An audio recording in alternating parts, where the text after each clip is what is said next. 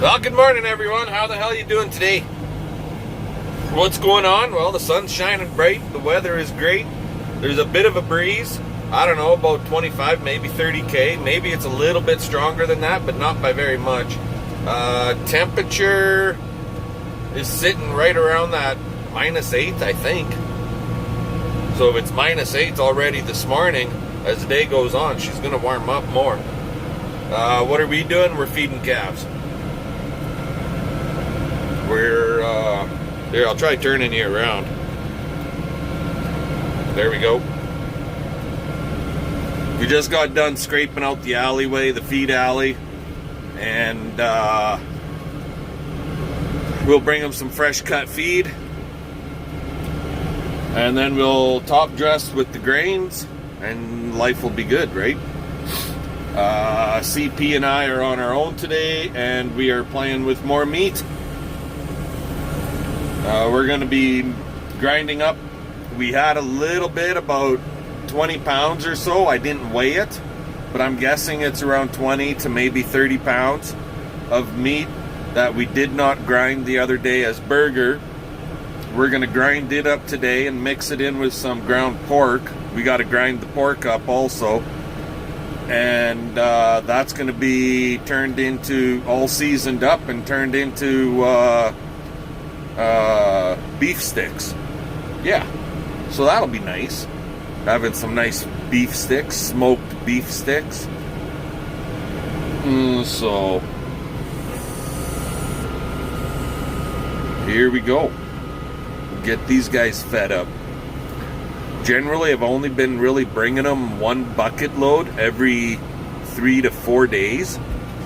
Plus, keep in mind, I don't know if I mentioned it before, but I'm mentioning it now. I actually have upped their grain. So they were 2 pails morning and night, and now they are 3 pails morning, 2 pails night. Their grain levels got upped by basically 22, 23, whatever the hell the grain weighed, pounds per day. So yeah, as they grow, you gotta increase the grain values, right? Their feed intake, like the cut feed, is as much as they can handle, as much as they can eat. It's free choice, so they can eat on it on and off all day long. But the girls are going into a growth spurt, and you can tell by how quickly they go through the cut feed. And when we first started with them, their cut feed, one bucket load like what I just dropped there, would last them like a whole week. Now it's lasting, because not every bucket is exactly the same size, but now it's lasting them only like 3 days. It's 2 buckets a week basically. 3 to 4 days per bucket load. So this time I'm going to bring them a little bit more. Basically 2 buckets is what I'm going to bring them. And let these girls do what they would do naturally. And that's grow, get bigger, right? If they're not growing, they're not putting pounds on, even naturally. They need to put pounds on in order to grow. Otherwise, you're going to end up with a whole bunch of midget cows. And I don't got no midget cows.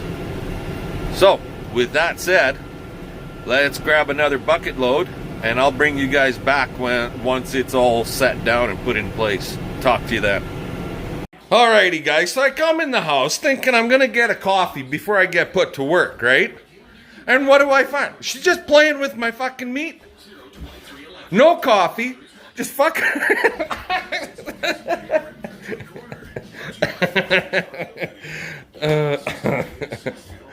like, what the fuck? I'll give you a quarter. You'll give me a quarter? Yeah. To go cry in a purple river? No, you should call someone who cares.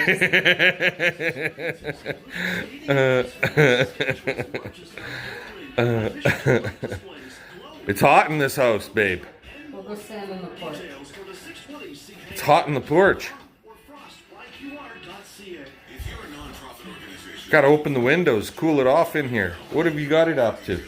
Well, it's only 70, but man, the snow is melting. It's dripping off the roof. That burger, we put some burger in that little trailer that we did up the other day, which is right there. No heat.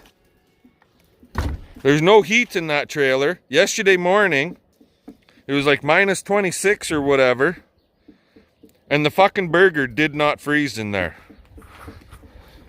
Like, what the fuck? So there was still a little bit of burger in there. I just took it all down and I threw it in the freezers in the shop.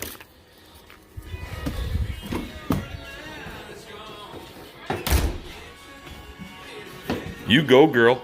You go. Get her done. Come on. Chop, chop.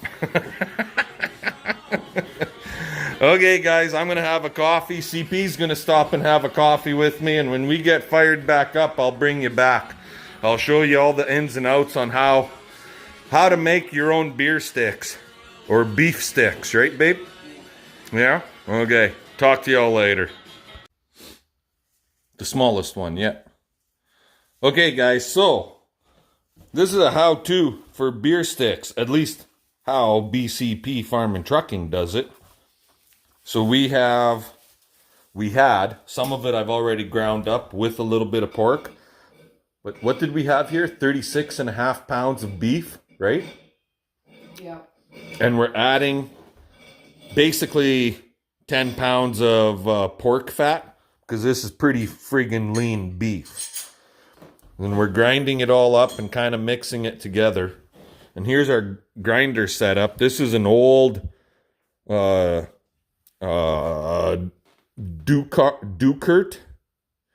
grinder. It's actually a hand crank grinder, this thing.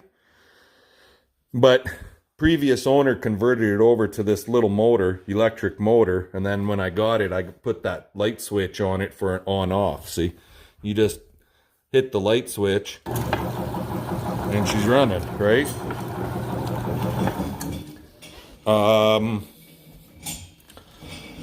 So the reason for I don't know how this would turn out if we went just pure beef. But I'll give you an idea on how she grinds. She's not bad. It's not a big industrial unit. It's slow. Hell, I don't even have a plunger to take the pieces of meat in, but I have to take little pieces. It doesn't do great big huge chunks. Like even this one might be too big. This one might be too big for it. Once that motor gets hot, it starts getting weak. And it does not like fat. See that? You put that piece of fat in there and it just kind of worked her, slowed her right down, right?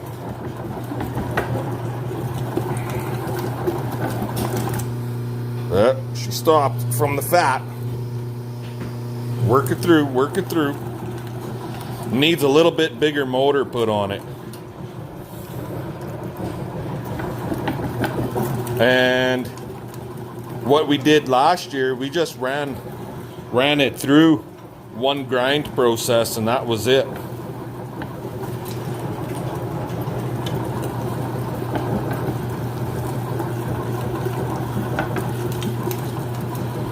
So once I've got all this ground up, I'll bring you guys back for the mixing part. Talk to you then. Okay guys, so because you got a beef and pork mixture, what CP is doing is just trying to mix it up a little bit more. We don't have the high fadangled friggin' power mixers. So she's just trying to mix it so it's more even beef and pork throughout. Then we already weighed it because we got one of these digital scales.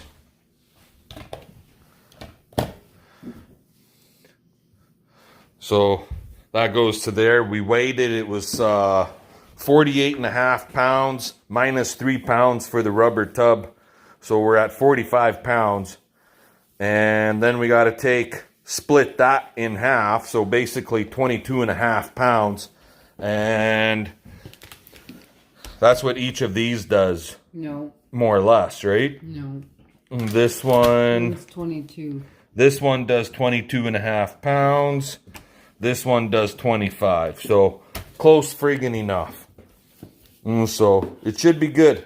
We'll get a honey garlic one and a hot sweet one.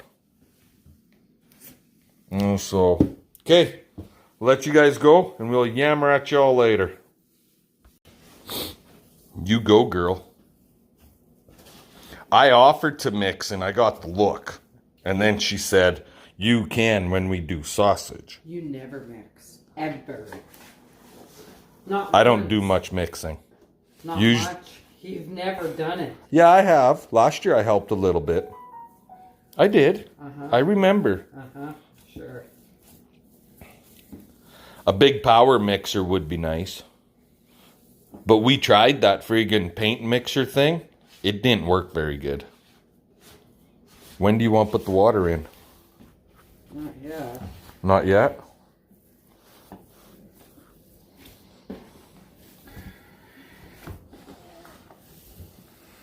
You play with that sexy meat.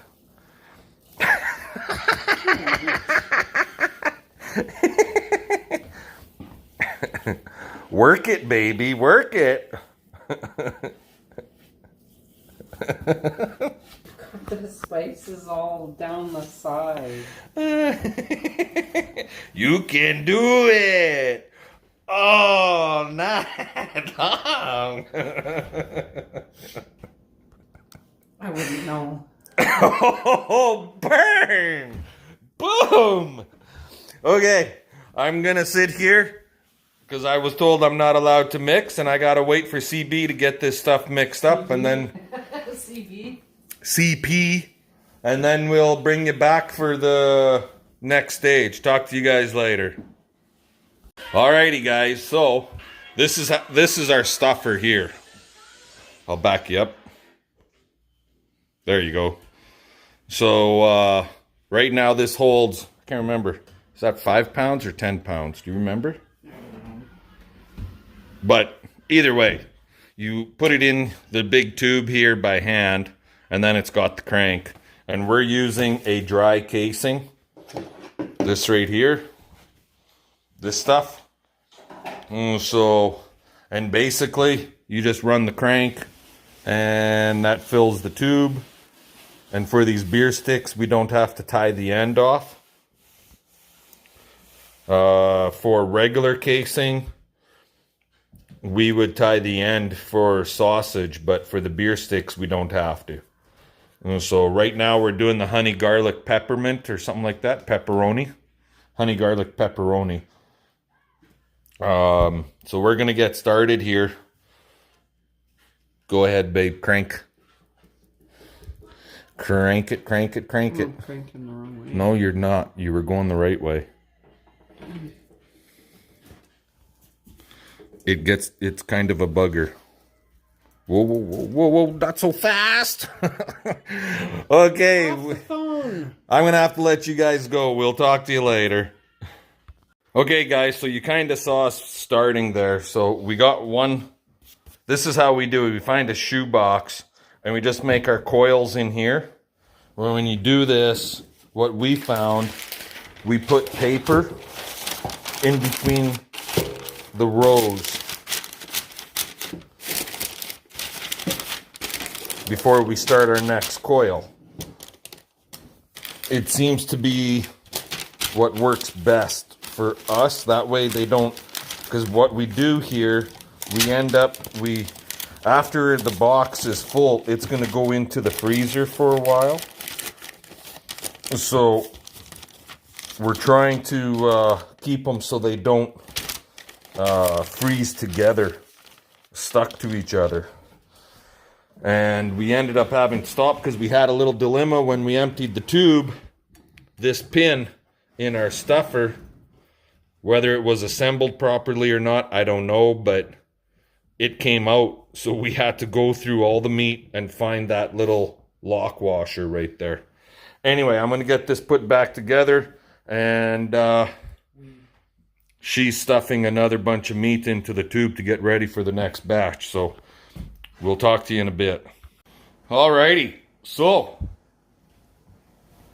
there's a little bit of stuff in here and in this little tiny tube. And then we made it a little too tight in a couple spots and the casing blew up, and that's that.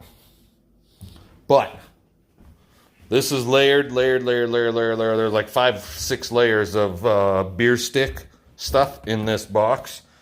What was supposed to be, well, weight of box, weight of casing, weight of paper between all the layers, and all of the casing and everything, well, all of the meat, I mean, and everything else. So 30 pounds. Let's take 1.5 pounds off for the box and all the paper and stuff.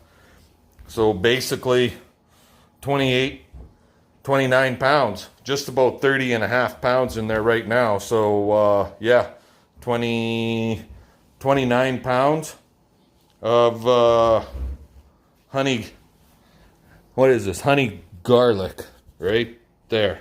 So I'm gonna open the box if I can, and we're gonna put that on the top, and then what we do is this is gonna go into the freezer for a little while. We find when you freeze it for a bit, it just seems to help the flavor of the meat stick with it for a little longer, and just work the cure and everything else throughout the meat. Give it time, because it'll work even after the cure will work even frozen. So I'm told. I don't know. We're just greenhorns at this. We ain't professionals at nothing, but this is how we do it, and this is how anybody can do it to make their own sausage and beef sticks and so on and so forth. After this is froze for like a week, then you could take it and throw it into a smoker of literally any kind and just go ahead and smoke it or cook it in your oven or whatever. Okay, that's her, guys. I'm gonna let you go. Say bye, babe. Bye. Bye. We got another 25 pounds-ish of honey or sweet hot to do up here, so there we are. Comment, subscribe. Fun. Let's get her done. We'll catch you guys later.